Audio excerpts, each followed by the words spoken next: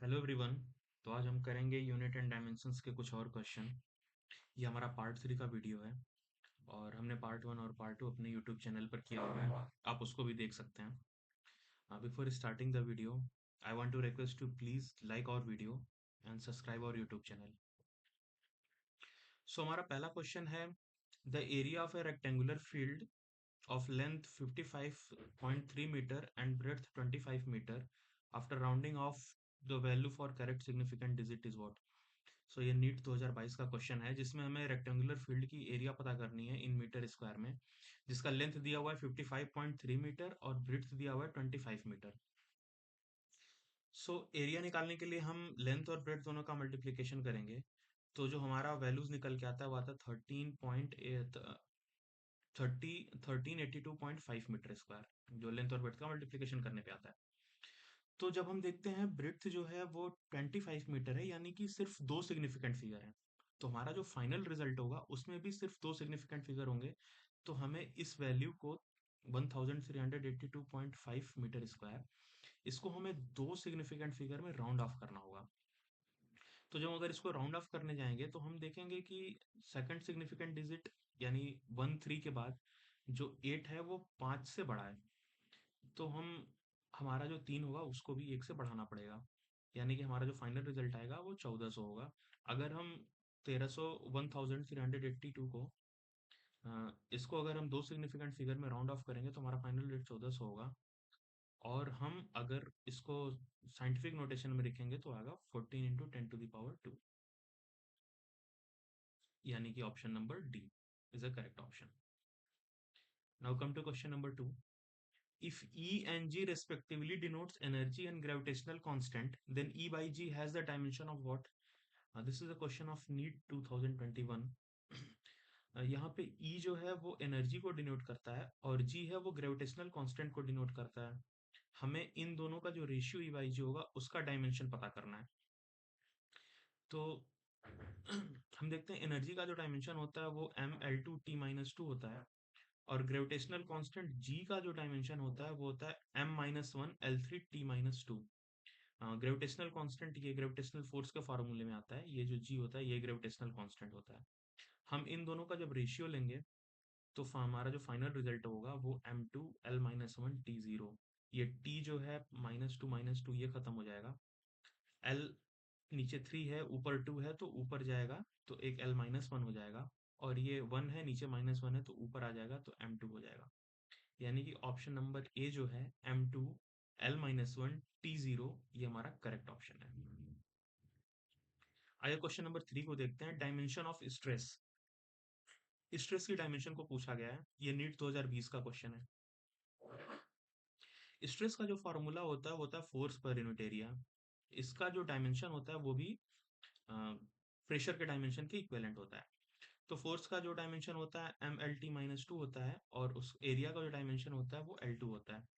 तो जब हम स्ट्रेस का जो डायमेंशन निकालेंगे इन दोनों का रेशियो करके तो आ जाएगा mL-1T-2, यानी कि option number C mL-1T-2 correct option है।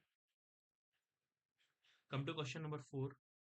क्वेश्चन नंबर 4 है, if dimension of critical velocity vc of a liquid flowing through a tube expressed in eta to the power x, rho to the power y, gamma to the power z, where eta, rho and gamma are the coefficient of viscosity of liquid, density of liquid and radius of the tube respectively, then the value of x, y and z is what? तो हमें critical velocity को represent करना है ईटा, रो और gamma के form में। ईटा हमारा coefficient of viscosity है, रो जो है वो डेंसिटी है लिक्विड की और गामा जो है वो रेडियस ऑफ ट्यूब है। तो यहाँ पे हमें एक्स वाई जेड और जेड की वैल्यूज को पता करना है।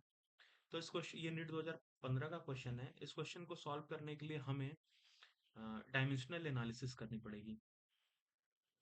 तो वेलोसिटी का जो डायमेंशन है वो इन तीनों के डायमेंशन के टर्म्स में लिखते हैं। वेलोसिटी का डायमेंशन होता है वो LT-1 होता है। अगर हम इसको लिखेंगे तो m0L1T-1 ये हमारा वेलोसिटी का डायमेंशन आ जाएगा। अभी हम ईटा, रो और गामा के डायमेंशन को लिखते हैं।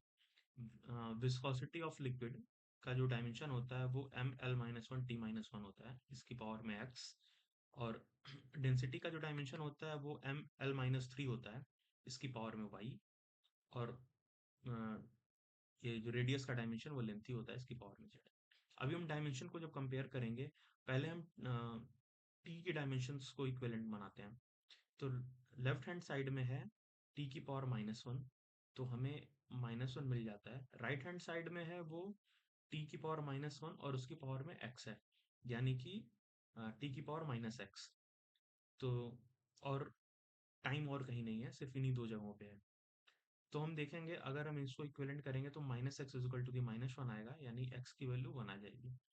ये हमारा पहला निकल के आता है।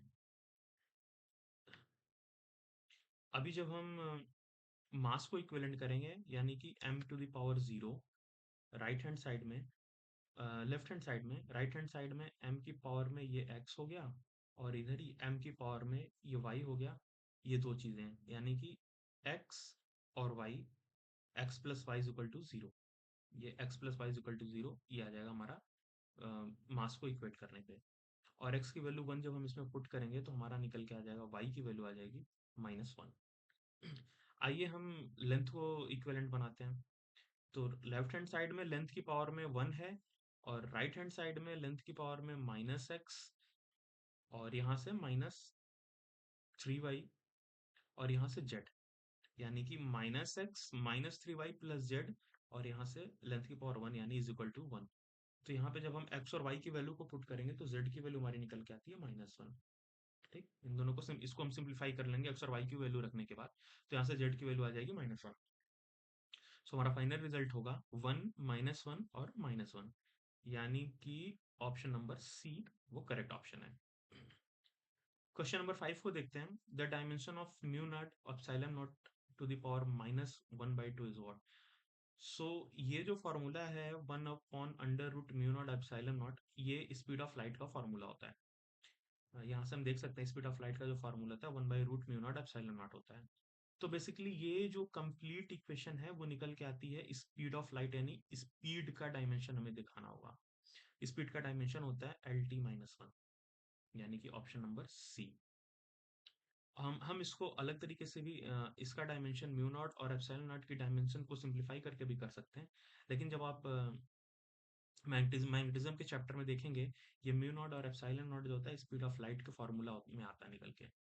फिजिक्स का ये एक बहुत फेमस इक्वेशन है।